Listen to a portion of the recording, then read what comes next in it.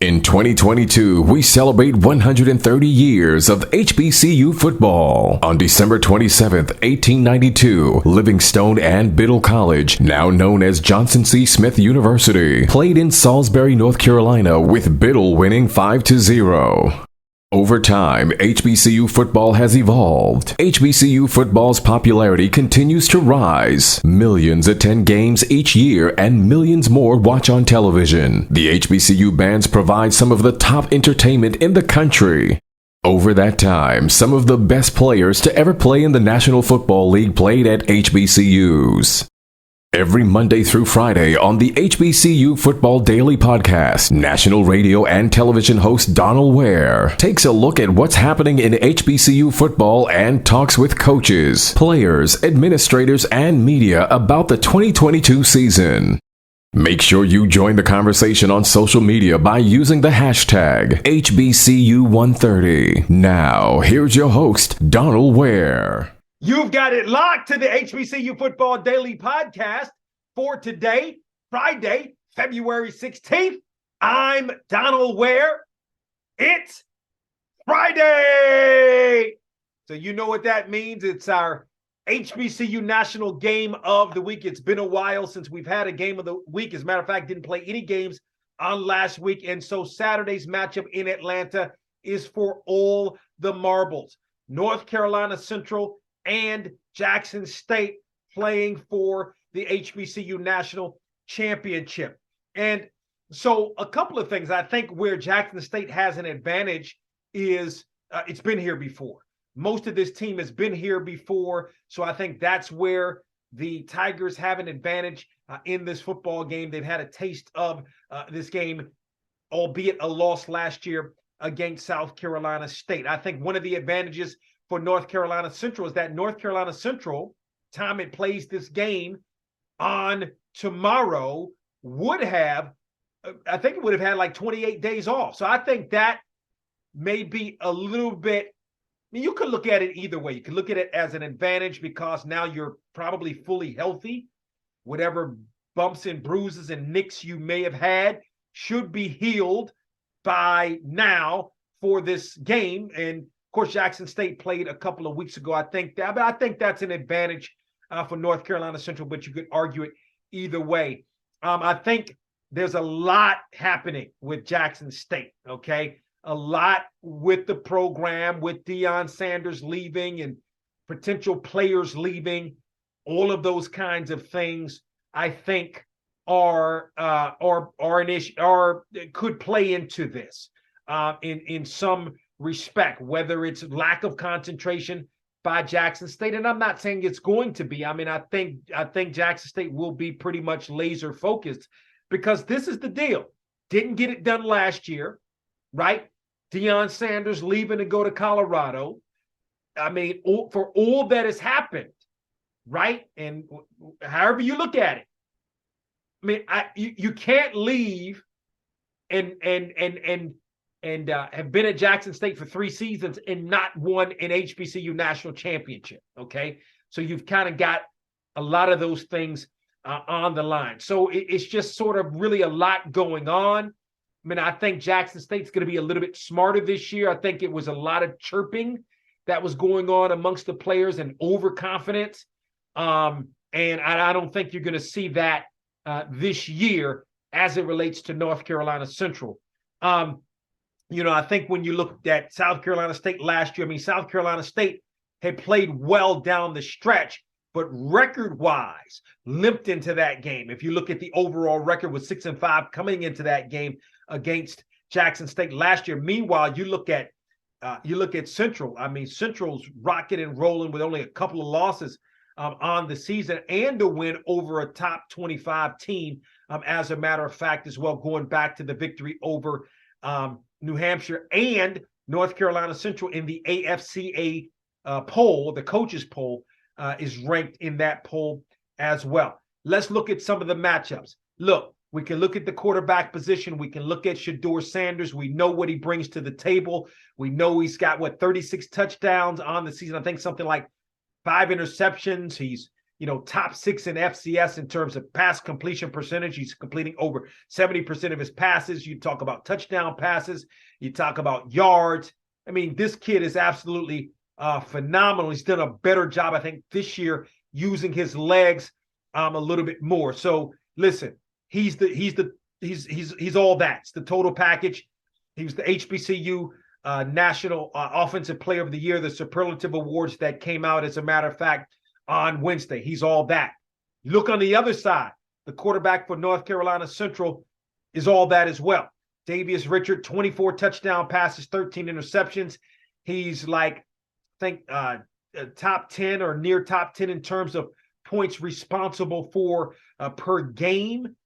There's only been one game where he only had one touchdown. The rest of the games, whether it was rushing or touchdown, he had at least two. Sometimes he had three or four games where he had 3 or 4 touchdowns in a game, both running and passing. And I think his versatility could create some issues for a very, very stingy Jackson State defense. You talk about a Jackson State defense.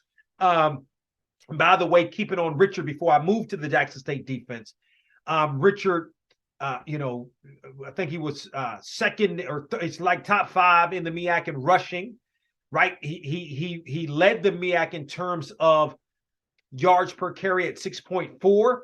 Also, that said, he led the MEAC in rushing touchdowns, or was tied, something like that. He had 13 rushing touchdowns. He throws the ball extremely well. He's completing the pass, something like 62%, something like that.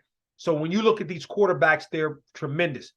When I think about Davius Richard going up against Jackson State, it's going to be a tall order. You've got on the other side an Aubrey Miller, linebacker. You talk about HBCU Willie Davis, Defensive Player of the Year. That guy is really, really good, and a guy that made the FCS AP All-America team as well. He's really, really good. You got Niles Gaddy on that defensive line who can really rush the passer. You've got a really good secondary, right? So it creates some issues, could create some issues, but I think because of Davius Richards' versatility, he may be able to get some things done in this game. By the way, it's a solid offensive line for North Carolina Central, led by Bullock, who was an All-American first-team guy, HBCU All-American first-team guy as well. I think he made the FCS All-America team as well. It's a good offensive line. And Latrell Collier as a running back is really, really good. So, listen, let's flip it. We talked about the quarterback and Shedeur Sanders for Jackson State. He's got to go up against a Khalil Baker, MEAC Defensive Player of the Year, first team All FCS guy, as a defensive back. Trey Oliver, the head coach, is a defensive-minded guy. He said they're going to throw some things at Jackson State that Jackson State hadn't seen. That doesn't mean Jackson State can't make the adjustment. But again, we saw last year where Jackson State was in a similar game, similar situation, and couldn't make the adjustments, and South Carolina State blew Jackson State away. I don't think that's going to be the case necessarily this year.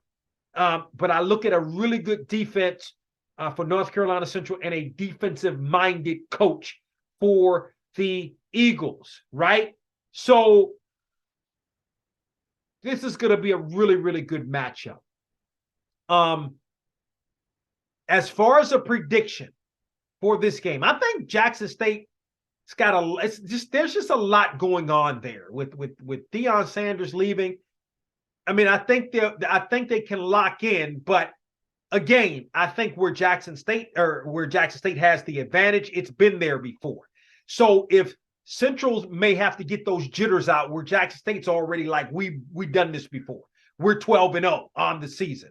I think if Central early on can alleviate the jitters and play to the level that it's played so far this year, then I think it's got an opportunity. As a matter of fact, I think it's got more than an opportunity in this football game. I'm actually going to pick North Carolina Central in this game. I think they're going to show some different wrinkles. I think Davius Richard as a runner and as an elite runner. Like Jackson State has seen some guys this year that pass well. I mean, they've seen the quarterback from Campbell who can do both. But I think Davius Richards on another level, particularly because he can run and pass and does both extremely well. That said, I think it's a pretty close football game. I think within 7 points. And I like North Carolina Central over Jackson State in this football game. Your thoughts? Hit me up via Twitter at BOXTOROW, BOXTOROW, and give me your thoughts as well. Of course, the HBCU coaches and media polls, the final polls are going to be released on Monday, so you want to be able to be on the lookout for that on our Twitter page at BOXTOROW and on our website at BOXTOROW.com. We're going to have a wrap-up HBCU Football Daily Podcast, a final, if you will, HBCU Football Daily Podcast early next week, either on Monday or Tuesday.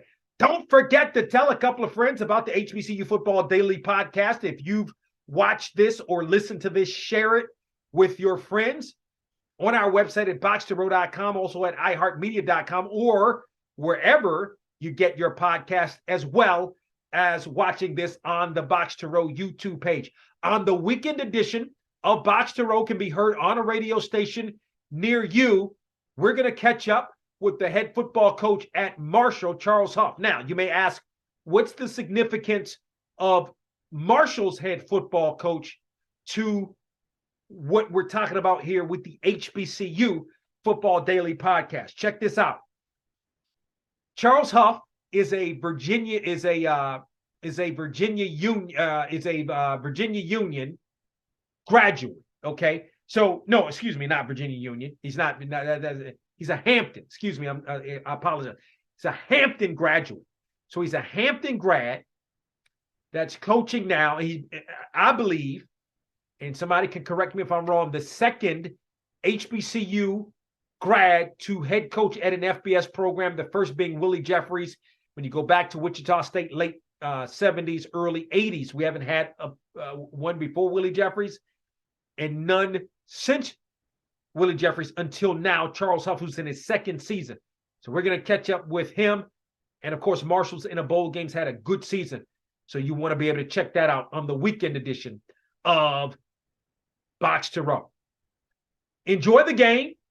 Have a great weekend, and I'll talk with you early next week. We hope you enjoyed this episode of the HBCU Football Daily Podcast. You can also listen to the podcast at BOXTOROW.com, iHeartMedia, or wherever you get your podcasts. Don't forget to get your HBCU football fix on BOXTOROW with Donal Ware each weekend on the radio station near you, and on SiriusXM on HBCU, Channel 142, and on ESPNU Radio on SiriusXM, Channel 84. Follow us on Twitter and Instagram at BOXTOROW for the latest in HBCU football, and don't forget to tell a friend.